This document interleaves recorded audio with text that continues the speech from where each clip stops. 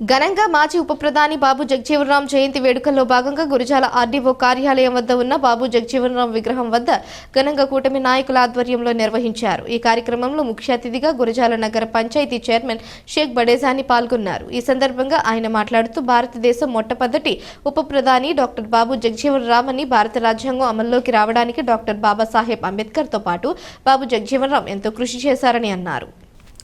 బాబు జగజీవన్ రామ్ 118వ జయంతి వేడుకలు మనం జరుపుకోవడం చాలా శుభపరిణామమని, దళిత జాతి చరిత్రలో నిలిచిపోయిన నాయకుడు బాబు జగజీవన్ రామ్ అని అన్నారు. అనంతరం కౌన్సిలర్ నేలవల్లి వరలక్ష్మి బొల్లయ్య మాట్లాడుతూ భారతదేశం చరిత్రలో బాబు జగజీవన్ రామ్ ప్రత్యేక స్థానం ఉందని, అణగారిన వర్గానికి చెందిన జగజీవన్ రామ్ దేశంలో ఎన్నో ఉన్నత పదవులు అధిరోహించడం గర్వకారణమని అన్నారు. అనంతరం న్యాయవాది కత్తి చలమరాజు మాట్లాడుతూ భరతమాత ముద్దుబిడ్డ అంటరాని కులంలో పుట్టిన రాజకీయ దురంధరుడు బాబు జగజీవన్ రామ్ అని, ఆయన 80 సంవత్సరాల రాజకీయ చరిత్రలో 40 సంవత్సరాలు కేంద్రంలో పదవులు అధిరోహించారని, అదేవిధంగా నిజాం కాలేజ్ ముందు డాక్టర్ బాబు జగజీవన్ రామ్ విగ్రహం ఏర్పాటు చేసిన మహనీయుడు స్వర్గీయ నందమూరి తారక రామారావు అని అన్నారు. ఈ కార్యక్రమంలో జాస్తి ప్రకాష్, కత్తి ప్రసంగి, కౌన్సిలర్ చింతకాయల కళ్యాణ్, నాగుల్ మేస్త్రి, సైదా డబ్బాలవలి, చింతకాయల దానయ్య, శరమళ్ల చిన్నోడు తదితరులు పాల్గొన్నారు.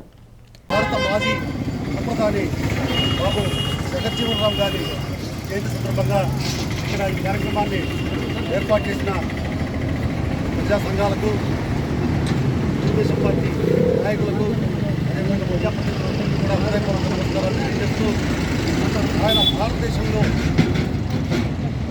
ఆకాశంలో ఆవిర్భవించిన ఒక తార శుభలాగా దళిత జాతి కీర్తి కిరీటాన్ని పెట్టున ఎగిసిపడేలా చేసిన ఒక మహనీయుడు బాబు జగజీవన్ రామ్ గారు.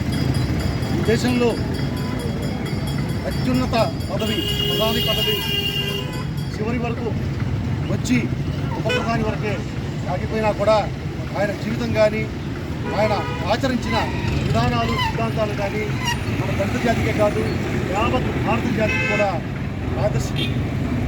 కాబట్టి ఎలాంటి మహనీయుల్ని మనం స్ఫూర్తిగా తీసుకుని ముందుకు సాగుతూ, ముఖ్యంగా దళిత బహుజనులు, మైనార్టీలు, బలహీన వర్గాలు ఈరోజు అందరూ కూడా కలిసికట్టుగా పోరాడి వారి హక్కుల్ని సాధించుకోవడానికి ఇలాంటి మహనీయులు మనందరికీ స్ఫూర్తి ప్రదాతం.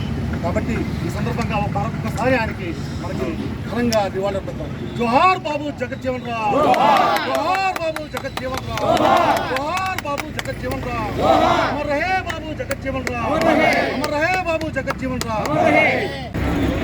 మన బాబు జగజీవన్ రామ్ గారి జయంతిని పురస్కరించుకొని ఇక్కడికి వచ్చిన వారందరికీ కూడా ధన్యవాదాలు. మన మిత్రులు చెప్పారు, దాదాపు 40 సంవత్సరాల పైగా ఆయన రాజకీయంలో రాణించారు. 25 సంవత్సరాల వయసులోనే ఈ రాజకీయంలోకి వచ్చి ఎమ్మెల్సీగా ఉండటం అంటే చిన్న మాట కాదు.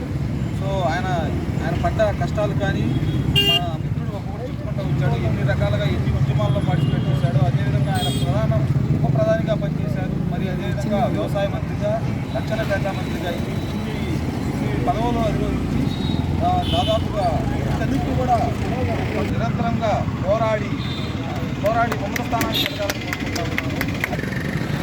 ప్రధాని కులాల్లో నుంచి విభిన్న ఎడసిపడిన రాజకీయ దురంధరుడు డాక్టర్ బాబు జగజీవన్ రామ్ గారి యొక్క 117వ జయంతి సందర్భంగా తెలుగుదేశం పార్టీ ఆధ్వర్యంలో జరుగుతున్నటువంటి ఈ మాలాధారణ కార్యక్రమానికి చేసినటువంటి అందరికీ కూడా నేను ఈ రోజున విజయ నమస్కారాలు తెలియజేస్తా ఉన్నాను.